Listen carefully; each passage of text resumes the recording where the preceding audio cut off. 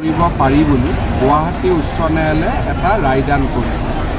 কিন্তু আজি 13 তাৰিখ 12 তাৰিখ আজিৰ পৰা যদি এমাহৰ ভিতৰত আমি পঞ্চায়ত ইলেকশ্যন অনুষ্ঠিত কৰোঁ, মেট্ৰিক পৰীক্ষা আমাৰ 14 তাৰিখৰ পৰা হায়াৰ ছেকেণ্ডেৰী পৰীক্ষা অনুষ্ঠিত হ'ব। গতিকে আমি কাউণ্টিং হ'লেই নাপাওঁ আৰু গোটেই গাঁওবিলাকত নিৰ্বাচনৰ পৰিৱেশ হৈ পঢ়া শুনা ল'ৰা ছোৱালীয়েতো পৰীক্ষা দিব নোৱাৰিব। গতিকে মই ভাবোঁ আমাৰ হাতৰ পৰা সময়টো পাৰ হৈ গ'ল। এতিয়া মেট্ৰিক আৰু হায়াৰ ছেকেণ্ডেৰী পৰীক্ষাৰ পিছত আমি পঞ্চায়ত ইলেকশ্যনৰ ব্যৱস্থা মই ভাবোঁ যে বিহুৰ আগে পিছে আমি পাতিব লাগিব, কাৰণ বৰ্তমান সময়ত ইলেকশ্যন পতাৰ পৰিৱেশটো নাথাকিব। আৰু আপোনালোক সকলোৱে জানে যে মেট্ৰিক আৰু হায়াৰ ছেকেণ্ডেৰী পৰীক্ষাটো গুৰুত্বপূৰ্ণ পৰীক্ষা।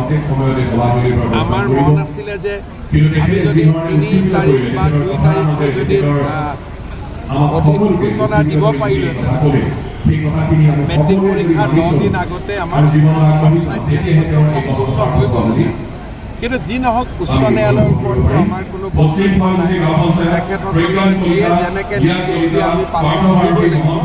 কিন্তু মই ভাবোঁ যে আমি মেট্ৰিক আৰু হায়াৰ ছেকেণ্ডেৰী পৰীক্ষাৰ আগত এতিয়া আমি পঞ্চায়ত পাতাৰ পৰিৱেশটো নাথাকিব কৰিব পাৰি বুলি গুৱাহাটী উচ্চ ন্যায়ালয়ে এটা ৰায়দান কৰিছে।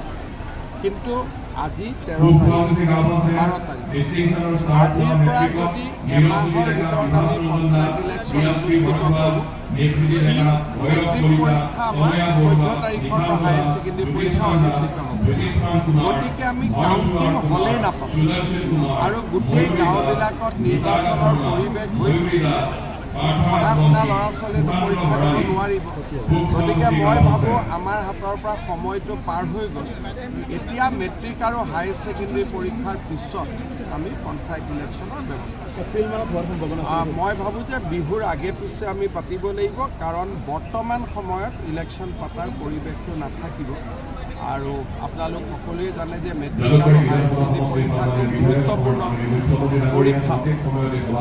আমাৰ মন আছিলে যে আমি যদি 3 তাৰিখ বা 2 তাৰিখে যদি অধিসূচনা দিব পাৰিলোহেঁতেন, মেট্ৰিক পৰীক্ষাৰ 9 দিন আগতে আমাৰ পঞ্চায়ত ইলেকশ্যনটো সম্পূৰ্ণ হৈ গ'লহেঁতেন। কিন্তু যি নহওক, উচ্চ ন্যায়ালয়ৰ ওপৰতো আমাৰ কোনো বক্তব্য নাই। তেখেতসকলে যিয়ে যেনেকৈ নিৰ্দেশ আমি পালন কৰিবই লাগিব। কিন্তু মই ভাবোঁ যে আমি মেট্ৰিক আৰু হায়াৰ ছেকেণ্ডেৰী পৰীক্ষাৰ আগত এতিয়া আমি পঞ্চায়ত পাতাৰ পৰিৱেশটো নাথাকিব কৰিব পাৰি বুলি গুৱাহাটী উচ্চ ন্যায়ালয়ে এটা ৰায়দান কৰিছে। কিন্তু আজি 13 তাৰিখ 12 তাৰিখ আজিৰ পৰা যদি এমাহৰ ভিতৰত আমি পঞ্চায়ত ইলেকশ্যন